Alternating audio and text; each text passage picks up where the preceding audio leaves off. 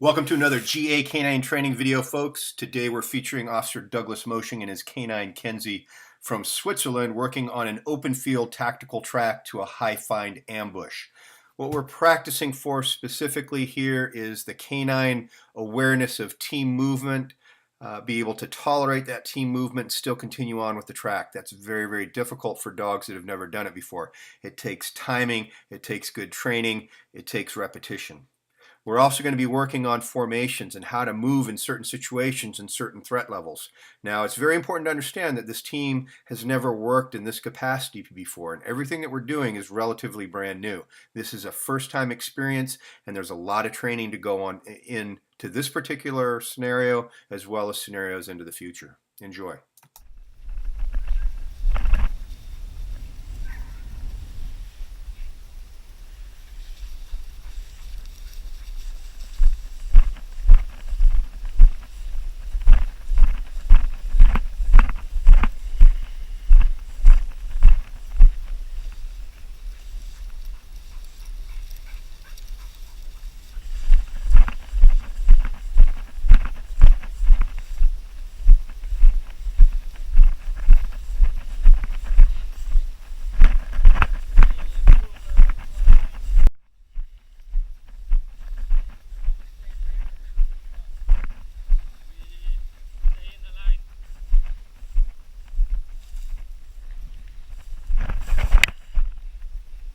Elle est couchée.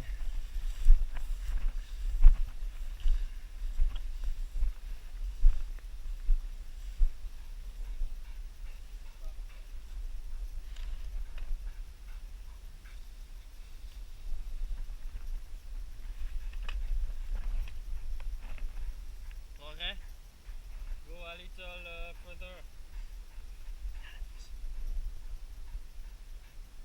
It's okay, we move. La piste.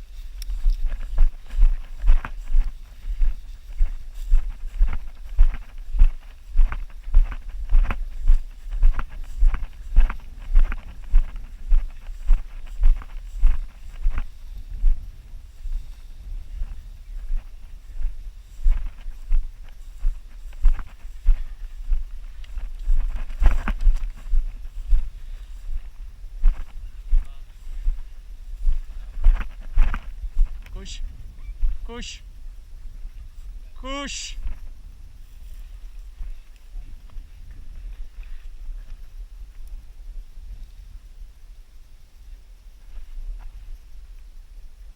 C'est bon. La piste.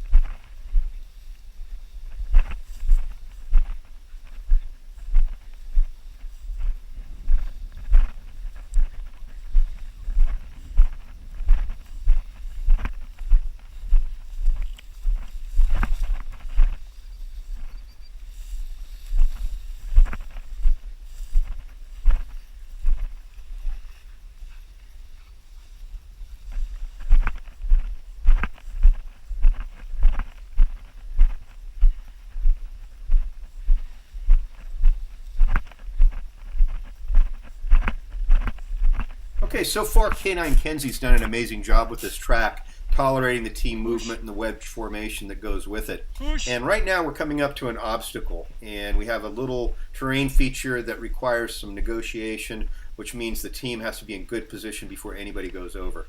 This is something that's mandatory you do whenever you're in a tracking condition, so you don't get hit or ambushed right as everybody's trying to make their way over or through the obstacle. So that's exactly what Douglas is doing at this moment, organizing his team, preparing for the movement. But part of the problem is that we're seeing Kenzie starting to fixate on some of this team movement, and that's a problem, because as soon as the dog starts fixating on movement that's far away, the track in its own right becomes a distant memory, and sometimes the dogs will start targeting those flankers regardless of odor. It's kind of what's happening here, and you're going to see what Kenzie does. As soon as she hits this obstacle and goes through it, she's going to default to the left flanker. And when she defaults to the left flanker, Douglas does his best to maintain control, but it becomes very, very difficult. We're going to talk a little bit about, at this point, how we negotiate this situation and how we deal with it from the doggy perspective. But for Okay. now, let's move forward. You must be at our 9 o'clock. Kenzie. Non, non, non. Non. Kenzie, ta piste.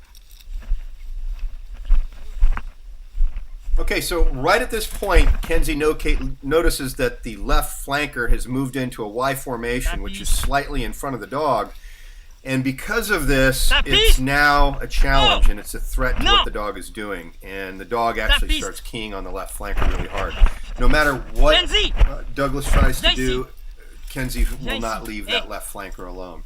And part of the problem is from the beginning, what he should have done is every time Kenzie focused or fixated on any movement or any of the flankers, he should have given a good verbal command to leave it as the dog was looking.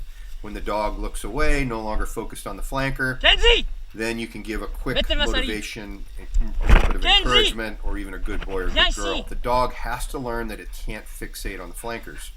So what's the solution here? What do we do? Well, if we continue to work the way we are right now, we're just going to run around in circles. The dog's going to get tired. The dog's going to get incredibly frustrated. So what we have to do is we have to literally bring our flanker back into our fold, back into our pack, so the dog realizes that, hey, this flanker is part of my pack, part of my program. It's not a threat to what I'm doing, and I can go back to it. So that's ultimately what we have to do here. Arrête, Kenzie. Viens ici maintenant. Viens là. Viens là. Regarde, viens. Non. Viens. Non. Ta piste. Kenzie.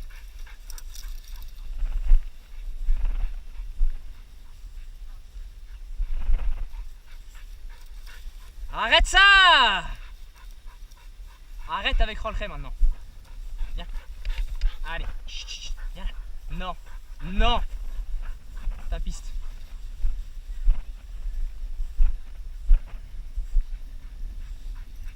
It takes a lot of correction at this point, primarily because the situation wasn't dealt with when Kenzie was first focusing and fixating on the flankers from a distance when he was in a down position. The key to solving this really is a good correction, a verbal correction, every time the dog looks at one of the flankers. They just can't focus on them. This is kind of the beginning. But the handler and the team actually have to learn through a little bit of failure and a little bit of experience about how all of this works. If you won't understand it unless you see it. So I make them go through the whole process and make them kind of solve this problem on their own. Now, Kenzie gets right back on the track very, very nicely. You'd think with all that distraction and all that problem that it just wouldn't happen. But she does. Does a very, very amazing job of getting right back on my track and hits my turn really nicely right here at the wood line.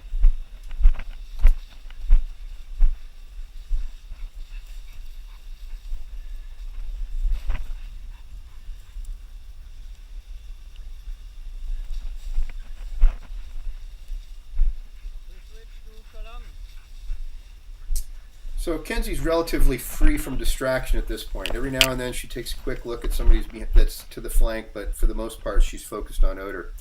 And it's right at this moment she starts throwing a couple Stevie Wonders, those little head waves up in the air, a little bob, a little weave, that's telling us that she's starting to get some fresh swirling odor. She's not paying attention to the flankers here. This is proximity scent. It's close. The problem is there's not a lot of it. You can see the lifting of the nose right there. This is telling us she's getting close. The problem is it's not similar to anything that Douglas has ever really seen before. I'm up 30 feet up into a tree with the wind going in the wrong direction. There's not a lot of odor to go around for the dog's nose. But she's hot on my scent right here. She makes a hard turn right into my tree stand, and at that time I take advantage of the team and decimate them. Kenzie, viens. Kenzie, viens. And there's a couple of things that could have helped with this situation right off the bat, but again, we had to have the team experience this. To begin with, when you take fire, you need to move to cover and concealment as quickly as possible. You don't drop and stay in one position. If you do, you're nothing but a target. The other thing, as the team hit this wood line, they have a big obstacle on the left and open field to the right. They should have taken advantage of the terrain feature and go into what we call an echelon right formation. And this is where one wing of the formation peels off to the right so we can actually pie those corners and pie that wood line, and maybe we could have had a flanker actually see me up in that tree stand before I hit them. I hope you enjoyed this GA-K9 training video, folks. Make sure you check out our YouTube channel and enjoy many, many more. If you're interested in my book, Tactical Tracker Teams, make sure you check out our website, www.gak9.com.